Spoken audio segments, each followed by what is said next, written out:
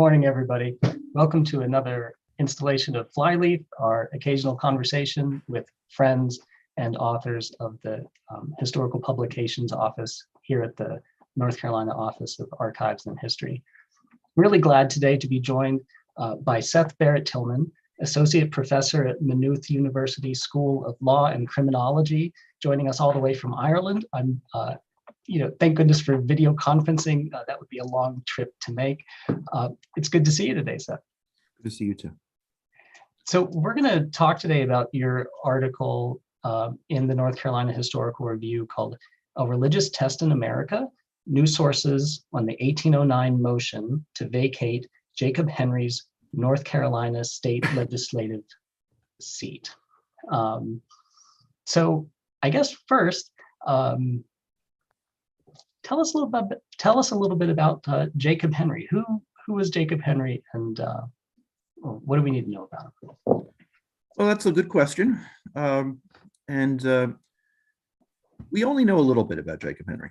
We're not exactly sure when he was born. We think he was born circa 1775, though that's uncertain. We know who his parents were. We think his mother was remarried. He may have been born in South Carolina and in fact migrated to North Carolina.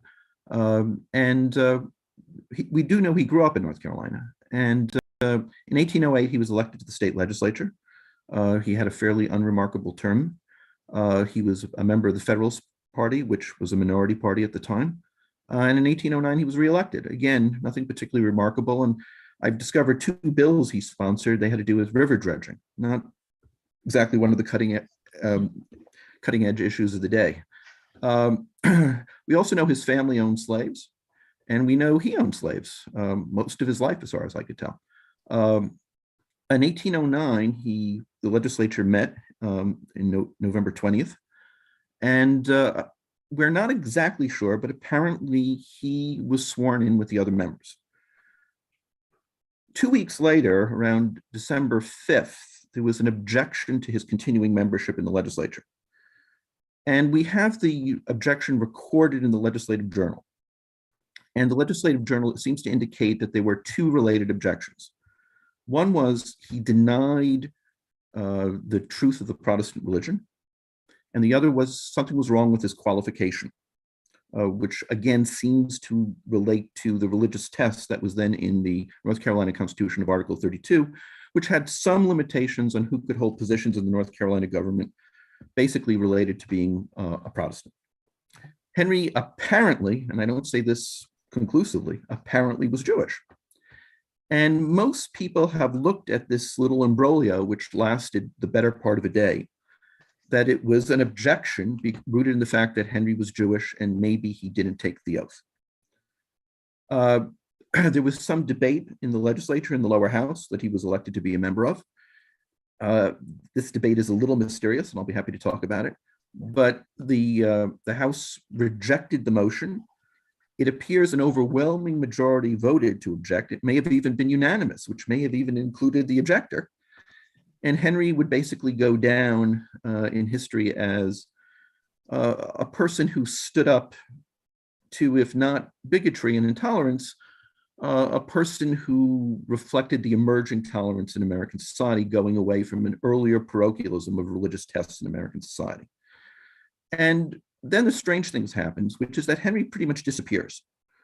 That is, around 1819, he sold his assets to his son, migrated back to South Carolina, apparently joined the synagogue there, but we're not sure. He may have been the secretary of a Federalist militia, but we don't really hear of him in politics. After 1809, he disappears from North Carolina politics. He's not really participating in South Carolina politics, except he's a member of the militia, which isn't all that surprising, because in the War of 1812, he was also a captain in the militia in North Carolina. But politically, he disappears. He's not talked about in public records. He doesn't run for office, winning or losing. And even when he dies, even though his speech in his own defense, which was quoted in many early sources, antebellum and postbellum sources, as a sign of the emerging American tolerance, there wasn't even an obituary for Jacob Henry in North or South Carolina or anywhere else. There was merely a funeral notice, especially welcoming other Masons, not exactly reflecting a deep Jewish identity, that funeral notice. And which is kind of ironic because yesterday I was in the Masonic Hall of Ireland, so I suppose that's a connection too. And it's a little mysterious that he disappears.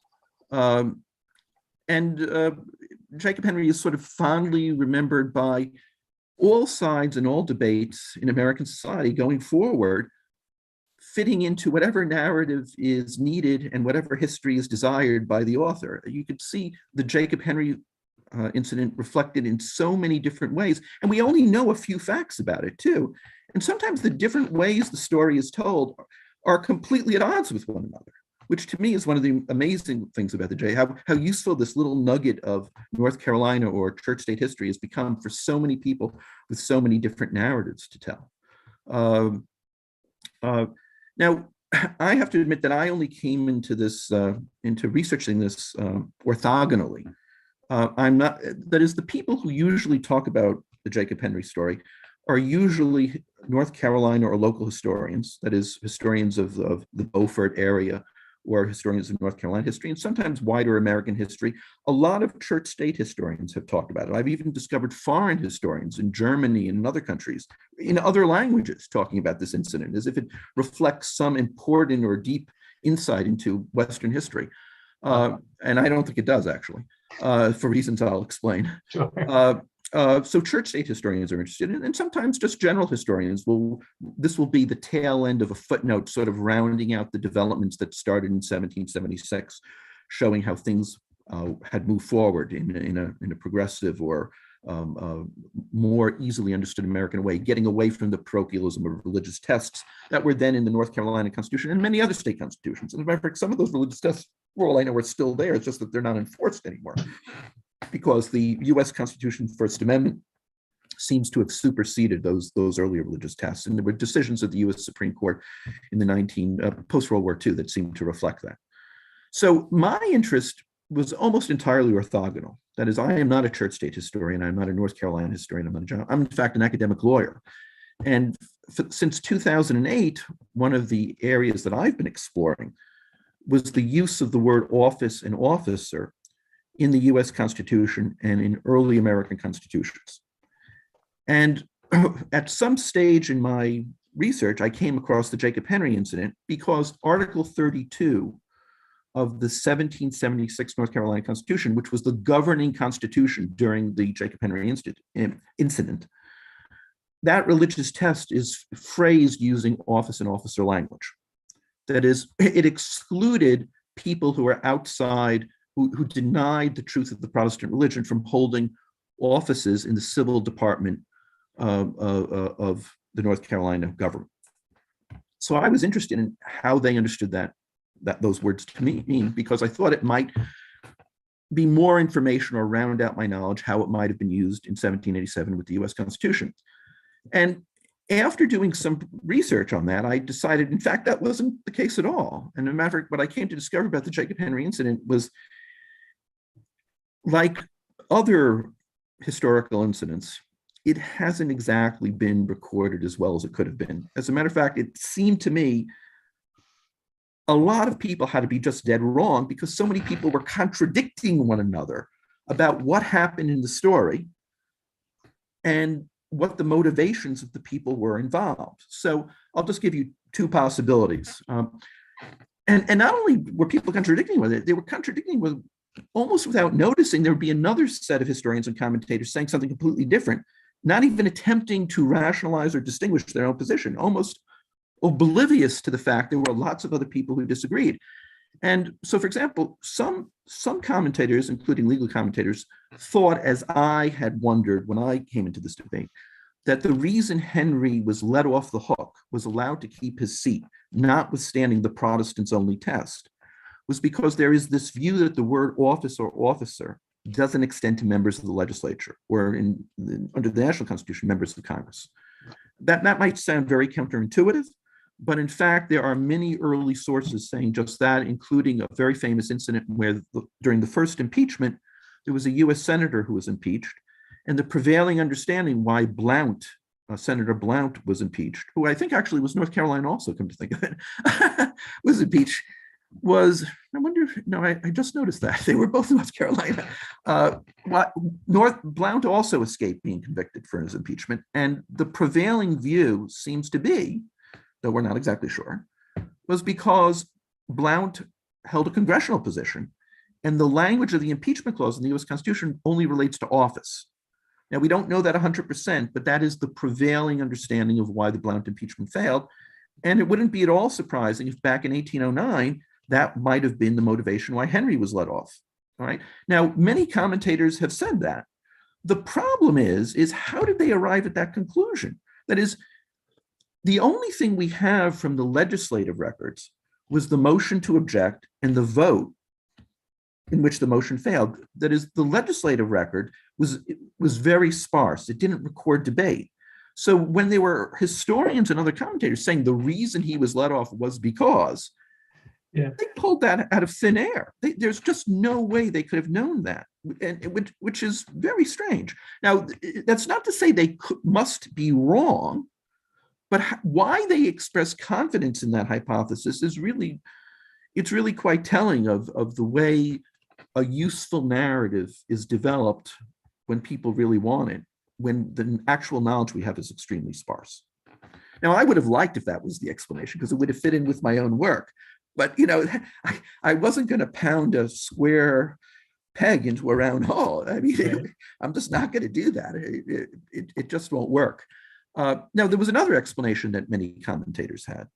The other explanation commentators had is that Henry gave a powerful speech rooted in views relating to emerging views of tolerance, fairness, equality under the law, and it was just wrong to enforce a religious test in 1809, notwithstanding what the Constitution of North Carolina seemed to suggest they ought to do. And again, the first response to that argument is, okay, Henry gave a great speech, but how do we know anyone voted to let Henry off the hook because of that speech? Right. All right. I mean, all we know is they let him off the hook, so to speak. All right. And one of the strange things about that is that the people who were making one of those arguments didn't say why the people making the office argument, were wrong, or vice versa. It's almost as if they were in different universes. All right. And then you have these little straggler theories I've noticed. That is, authors will say these in passing, and they won't have any sources for them. They just emerge almost out of nowhere. Maybe God told the authors, I don't know. So for example, one author, a fairly well-known historian of the period and of the time, said there was some bad will between Henry and Mills. Mills was the member of the legislature who made the objection to exclude Henry. And not only did this author say there was bad will, this author said there was bad will left over from the last legislative session, the 1808 session. How he knew there was bad will or what happened. And Mills wasn't even a member in 1808. So it seems to be just out of whole cloth. Another author, a well-known author of Jewish American history, Rader Marcus, said that the members just like Henry. That is, he was a great guy. He was popular. That's why they voted for him. And you know what I mean? I suppose in a close case that could matter. But I don't even know how he knew that he was popular. I mean, he was elected, but everybody there was elected. That's how you got to the legislature. Henry wasn't a particularly powerful member. I haven't found any records that he was ever a speaker or a chair. I haven't found any records he ever held any other office, any other position. So if the argument is that Henry was popular in some substantial sense, I don't know how these authors and commentators and historians have substantiated these claims. And then you get the strange factual claims. So for example, one historian said, Henry, in writing his speech, had the help of eminent Christian jurists. I don't know who Henry had one day to write that speech. There is good reason to believe, good reason, we're not sure, that there was one person who helped him, Judge Taylor, who later became Chief Justice of North Carolina, who was Christian. But that's not in the plural. I have no reason to believe there was a team of jurists, Christian or otherwise, who was helping Henry. And then you have other authors who they tell the story of Jacob Henry as Henry in contention with the Christian world, just 180 degrees different from the other story I just told you. Right. And that's a strange way of putting it, because probably everyone in the chamber was Christian.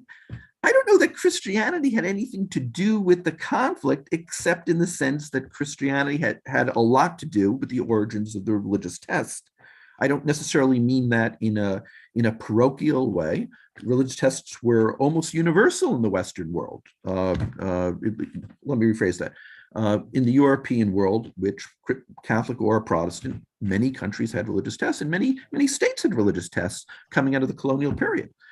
As a matter of fact, I walked away from my research about Henry thinking that even though there were some commentators who suggested the motivation in 1776 for having the religious test was Protestant animus against Catholics, certainly not against Jews. There weren't many Jews to have animus against North Carolina.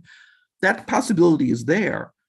But I think probably the better way to look at Article 32 and its religious test, not that it is at issue exactly in the Henry conflict, was simply that the people who wrote the North Carolina Constitution were simply copying the established British Constitution, making changes for the fact the monarchy was gone, there was no local aristocracy, so they had to rejigger a lot of things with elections.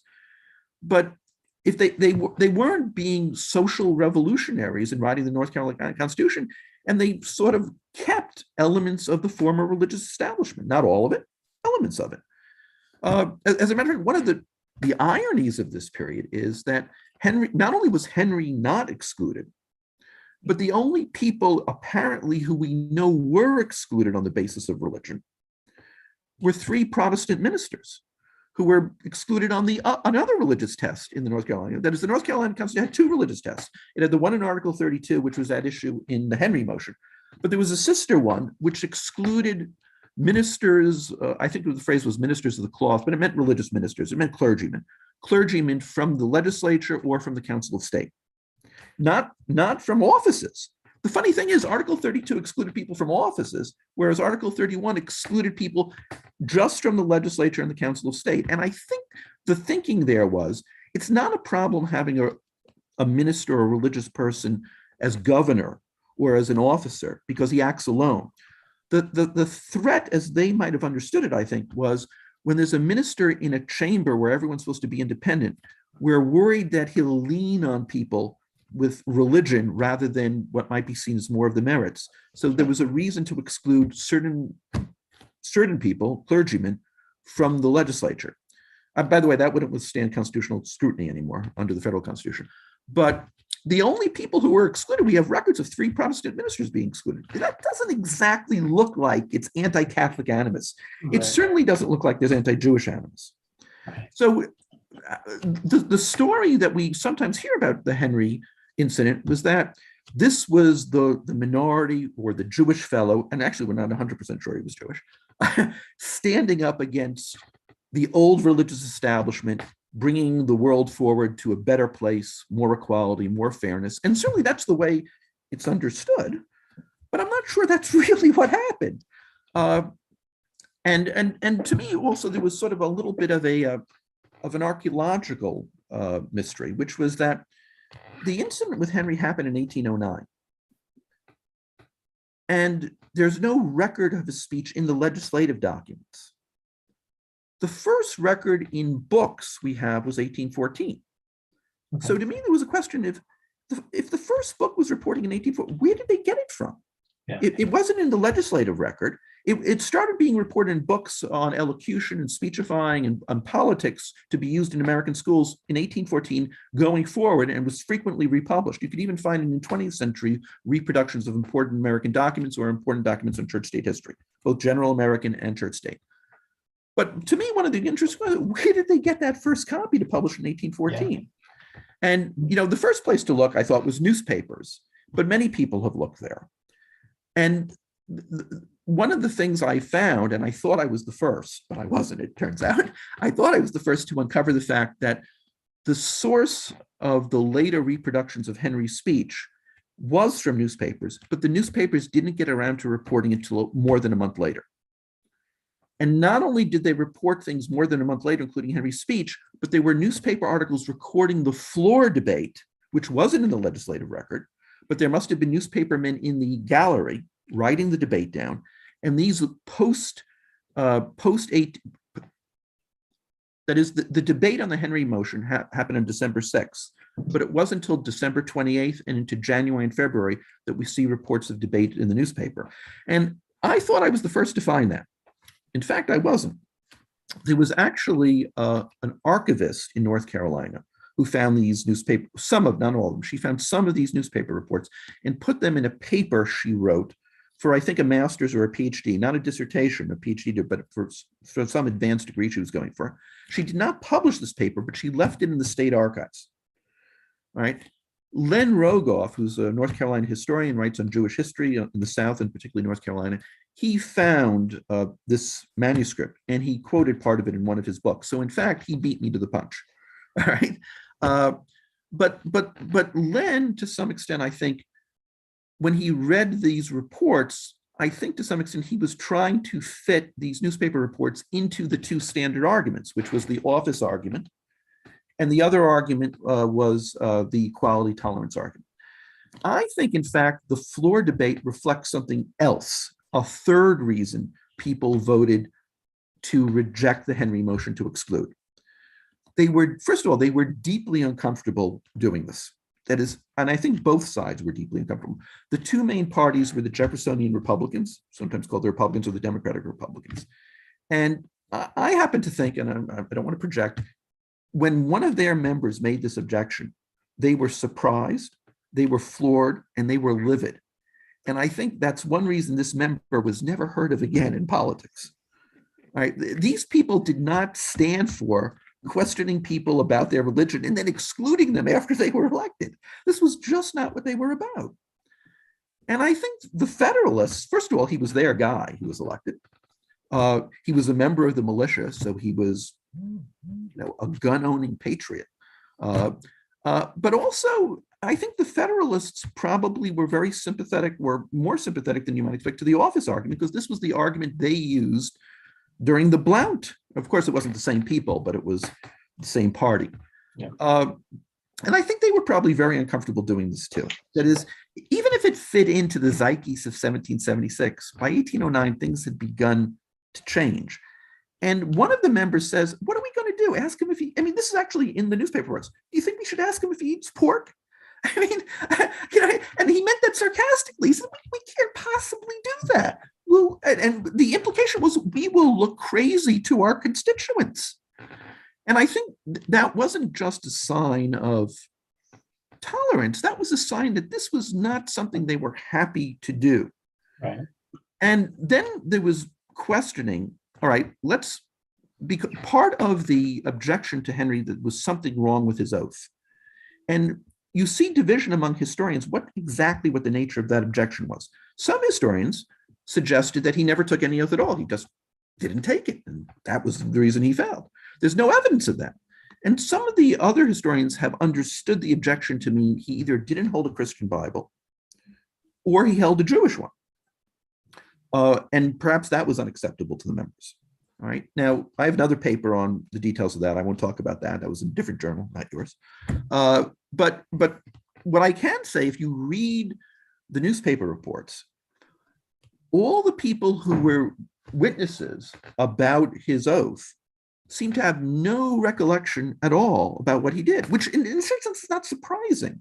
Why There's nothing unusual about it, right? There's nothing unusual about it, but it's not just they didn't know. It's that their answers were, none of them had the answer. I really don't know. This isn't an important issue. I wasn't watching him. It was more like, well, he might have been holding a Christian Bible. It looked like one of me, or he had his thumb dividing it, but I really can't remember. That is, all the answers are extremely, almost weirdly tentative. He had a book, but... Yeah, he had a book. Yeah, I don't remember what it was. I was standing far away. Even the clerk of the house said, I gave him a copy of the Bible, referring to the Standard Christian Version. I don't know if he was holding it. You know what I mean? That is, they were all strangely, oddly not saying what was on their mind, it looked like. And what my interpretation of that is that when the legislature voted to deny the motion, what they were saying in part is, in order to exclude Henry, we need positive evidence. We need a witness, or we need a statement from Henry that he denies the truth of the Protestant religion. We never heard him say that ourselves. None of the witnesses are. There's no evidence of denial. We're not going to ask him if he's Jewish, because that's a theological debate. It's not what Article 32 is talking about, at least not expressly. So we're not voting to exclude him. That is, today we look at Article 32, or at least many people do. I think I would have before I started investigating this, as sort of a religious test, and a test the purpose of which was to see that a person was in harmony with the Protestant religion. To some extent, it may have been more limited than that, which is that they were trying to exclude people who were out and about denying the Protestant religion. And if people were, just practicing their own religion, either quietly or in their homes or even publicly, but not making a point of saying that the truth of the Protestant religion is false, false, false, that wasn't so dangerous perhaps to social harmony. And unless there was actual concrete evidence that Henry was doing something like that, you know what I mean? Like, going into people's homes, knocking on their door, shouting in their face, they weren't going to exclude him, which is a little bit of a different story. Yeah. Than the state. Well, it's not like the test whether you affirm transubstantiation or something where you're like, right. It's pinning you on something very specific, right? Right. And not only is it specific, but neither the objection to Henry, if you read the actual words of the objection, said anything about Henry being Jewish expressly.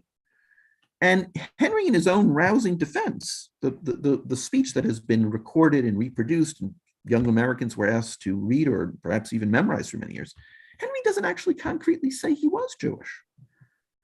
So I think we would be wrong to say that in his own mind, we know that Henry thought of himself as a Jewish person. I don't know that. We think he was buried in a Jewish cemetery in South Carolina next to his wife, who is buried in the Jewish cemetery. We, in fact, don't know. We don't really have anything positive in the record from the people who supported Henry, or from Henry himself and his defenders, that Henry was Jewish. And yet this whole incident is portrayed historically as the Jewish member, objections by a Christian member. We don't even know that Mills was a Christian. He might have been an atheist for all I know. We simply don't know anything like that. And as a matter of fact, and I'll only mention it briefly, many of the historians who talk about Article 32 make the assumption that the oath that Henry was supposed to take, and which in fact he might have taken, was in some sense a Christian or Protestant oath. But none of those commentators have taken the time to reproduce or to quote or to cite that oath. That is, in other words, people read Article 32 as evidence that whatever oath Henry took or was supposed to take was a Christian oath. And although it's the subject of another paper I have, in fact, the other oath is just a very bland oath guaranteeing loyalty to the state.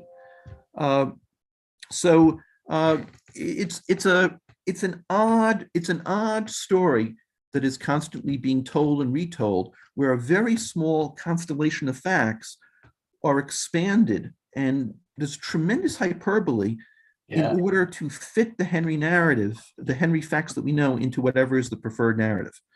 Can I stop for 1 second? My computer's going low on power, and I got to get my power cord before we go out. Just give me 1 second. Yeah.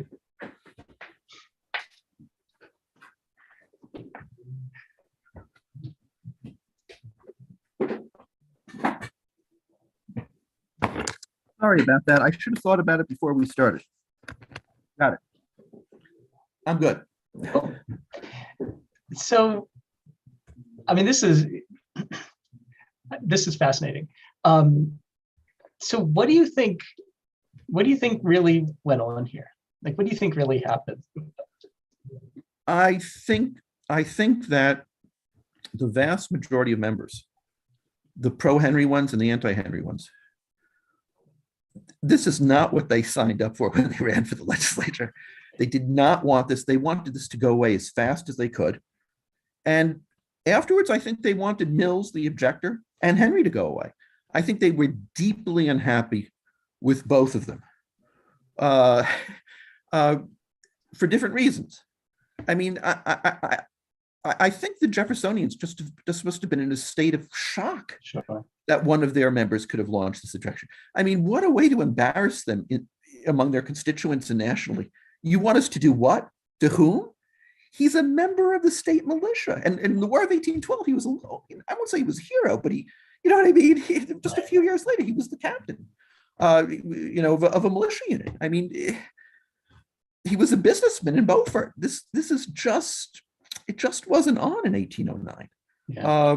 I also think that, Henry gets painted a little too favorably too. That is, there had to be some cognitive dissonance, at some level, to give a speech about freedom, equality, fair play, tolerance, and then to go home to 9 slaves you owned. There must have been some. I mean, in 1776, maybe not, but in 1809, I don't think that that could have been entirely so easy. Yeah. I think that must have been odd. And I think that's one reason Henry disappears. Yeah. I think had Henry hung around in politics, he would have been asked a lot of probing questions about his speech, about who wrote it, about the fact he owned slaves, exactly was he Jewish or not, what oath did he take, why did he take it in the way he did, wasn't there another way all this could have been done more smoothly without putting everyone on the spot? And to tell you the truth, it might very well have been that the principles Henry has come to be understood as standing for were in fact not principles he really believed in. That is, Henry was a man in a very tough spot. He was in a jam. And he either wrote that speech or had a judge help write it. He made an argument that was effective. I'm not saying it's the reason people voted for him. That doesn't mean he really believed those arguments. And I wouldn't be at all surprised if he didn't. How can we tell? I mean, we don't have him around to ask. Yeah. And I think it might have been just very embarrassing for him if, he had hung around in politics and people started asking probing questions. As a matter of fact, again, I don't want to, go into too much detail, but I don't think there's any reason to believe that Henry didn't take the oath on November 20th that everyone else took. I think he did take the same oath. I think there's lots of evidence that he was holding a book. We have different witnesses. None of them know what book he was holding. I think the assumption that he was holding a Jewish Bible, and therefore that was the reason there was an objection, it just doesn't square with the fact that the oath at that time didn't require you to hold any book. So the only thing he had to say if he was holding a Jewish Bible is, it doesn't matter what I was holding, because the oath just says I have to swear the oath. It may very well have been, we don't know, that one of the problems with regard to Henry was that the oath he took was an oath he took while holding a Christian Bible. And what roused the ire of Mills and maybe a few other members was, to them, that looked like a sham. That is, if he had held the Jewish Bible, that they could have accepted. If he held no Bible, it wouldn't have been a problem legal. But if he was holding a Christian Bible, then all of a sudden it looks like, maybe that's meant as a compliment, or you're just trying to do what everyone else does. But it might also look like a fraud. Right. And that's a harsh spin. But in fact, that's exactly what happened to a member of a provincial Canadian legislature in 1808, a fellow named Ezra Hart, who was elected to, I think it was the Lower Quebec Assembly. And when he tried to take the oath on the Christian Bible, the member says, you can't do that because that's a sham. Now, he also tried taking on a Jewish Bible, and he said, well, that's not acceptable either. But that's a different problem. Sure. So if one of the reasons Mills objected was the oath didn't cook, not to put too fine a point, or quite kosher, then probably a few people might have thought this was a matter of Henry's own making. And he might have been encouraged by his constituents or by other members, just don't come back. Yeah. I mean, we're not going to expel you, but it may be that they didn't want him hanging around anymore. I could see that's a possibility, but we don't know. We Yeah. certainly have no contemporaneous records stating that affirmatively. But otherwise, it's very hard to understand. And it's amazing how much has been made of this with so little evidence. It's on my first reading of the article, I have to be honest, and I know that this is counterfactual, but my first thought was, well, he must have been either elected to or saw an opportunity to directly challenge the religious test, and that it was, that this was sort of a form of legislative review, essentially. Like, we're going to strike down this provision because we have somebody who we know and like. We know it's not going to hold. We're going to make a little Sturm und Drang about it, and then we're going to vote it down. And that's a possibility. And I talk about that a little in passing at the end of my article. Yeah. If that's true, then it was done without giving Henry a heads up. There's no reason to think Henry knew. As a matter of fact, there were a few newspaper editors around the country who also hinted at that too. They hinted in the sense that when it comes time to reporting the authorship of Henry's speech, they say the alleged author, because it's just too good to have been done on one day's notice. Was the view. And as a matter of fact, if you read the debate, I have to say, and I don't want to be misunderstood by this, I thought the level, the intellectual level of the debate was amazingly accomplished on one day's notice. And I don't say that because I have a low view of what legislatures in North Carolina in 1809. I just know what sort of arguments a lawyer can generate quickly. These people were well informed, and the debate was at a very high level. And that leads a little to the suspicion that maybe they knew before December 6th this was coming down the pike. Right. Maybe they knew. But again, no concrete evidence either way. And if it did happen, I certainly don't think Henry had a heads up. And there's nothing in Henry's record, at least personally, to indicate he was sort of a civil libertarian who was interested in reforming Article 32. Right. I don't get that at all from Henry. The only bills he sponsored were about dredging rivers and had to do with commercial entities in Beaufort. And he wasn't a Jeffersonian. He was a Federalist. I mean, he was not exactly out there to be part of the new progressive era. Right. And even more so when he migrated to South Carolina. The only real facts we know about him is that, well, to the extent we know, we think he joined a synagogue. We're not sure. We think he was buried in a Jewish cemetery. We're not sure. We think he was the secretary of a Federalist state militia, and he owned guns and slaves. A lot of guns, I think. I can't imagine that this is the guy who was able to strike down Article 32. And I'm not sure that there was a real movement at this time among Catholics to get rid of Article 32 either. I think that came later in the 1820s and 30s. Interestingly, one of the leaders in the 1830s to reform Article 32 was a Supreme Court justice named Gaston, who actually was on the floor in 1809 during the Henry motion as a member of the legislature. It might have been his first term, actually. And many people have ascribed the arguments Gaston made in 1835 when the Constitution was in a convention to be amended, and assume that Gaston must have made the same arguments in 1809. That might not be true. And as a matter of fact, Gaston is very clear in saying he doesn't have any, well, he didn't use the phrase problem. Gaston didn't have deeply rooted objections to the religious test in Article 32 in the sense that he thought he would use phrases like it was unjust or unfair. He thought it was just, I won't say crazy, it was just so unclear that can't we just clarify what the scope of this is? What does it apply to? What are we trying to accomplish? Yeah. He used very tentative, very limited language. That isn't to say he would be less than happy getting rid of it, but the objections we have from him are almost lawyerly objections as opposed to deep objections rooted in personal dignity.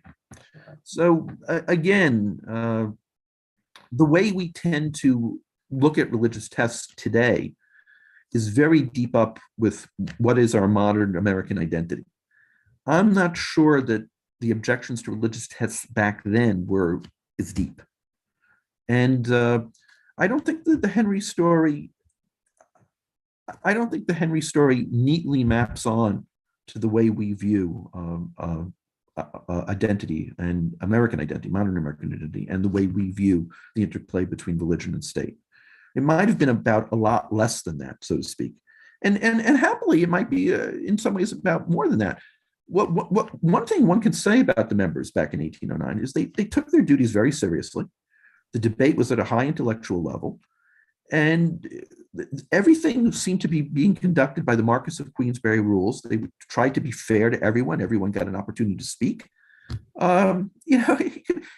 Reading those records, I could only wish that Congress today functioned like that. You know what I mean? And the result wasn't a bad result either. So in some ways, that's, to me, a very positive way of looking at the Henry story. One of the things I did in my North Carolina article was I compared Henry. Well, actually, let me take that back. It was actually my other article. I compare Henry to another historical character. The other character I compare him to was a fellow named Glyndwr Michael, who is a character from English history, World War II. Glyndwr Michael was a Welsh ne'er-do-well who died in 1942, probably of rat poisoning. Some people think he was a suicide. But his body was used in Operation Mincemeat, about which a movie just came out about it. That is, an entire fake persona was built around this dead body in order to trick the Germans in World War II to where a landing would take place, to trick the Germans into thinking it would be Greece rather than Italy. They invented a complete fake identity for this dead body, which they sort of planted on the German authorities with fake papers. And that's how I think about Henry. There isn't any reason to believe that the actual person, Jacob Henry, stood for the platitudinous claims of equality and religion and toleration that American historians and commentators have invested in him and in his speech.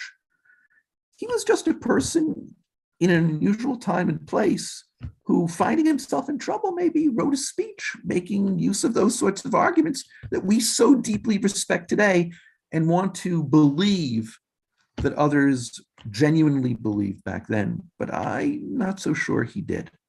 And maybe I'm wrong, but it strikes me, if you really believe those things, the cognitive dissonance of coming back home in 1809, making the speech to his 9 slaves, it's easier to believe he didn't believe it at all. At least I think it is. Though, of course, I understand the other view. The other view is that those views were easy enough to say if you were limiting to white men. And it wasn't it wasn't difficult at all not to believe in the humanity of Black slaves. But that's how I see the Jacob Henry story. This is a fascinating story. I enjoyed reading the article, and I've certainly enjoyed hearing your extra story about it, especially your way of coming to this, because I think you're right. A lot of people approach these kinds of questions from that historical, religious side, and it's probably a conversation for another time, but I am fascinated about the minutia of office and officer and what that actually means. That's very cool. Well, excellent. Any final thoughts for our viewers? No, I think I've hit the high point for my side. I'm wondering if there are any questions in the chat. I think I see one there. No, I think we. Oh, it was just the webcam. Okay. Yeah. Okay. Well, look, this has been very pleasant. This has been great. Thanks for having me. It's been great having you on with us, and someday we'll get to shake hands in person. Yeah, either I'll come to Ireland, or you'll come to Ireland. Great. Yeah, that works. Okay. Thanks so much, and bye-bye. See ya.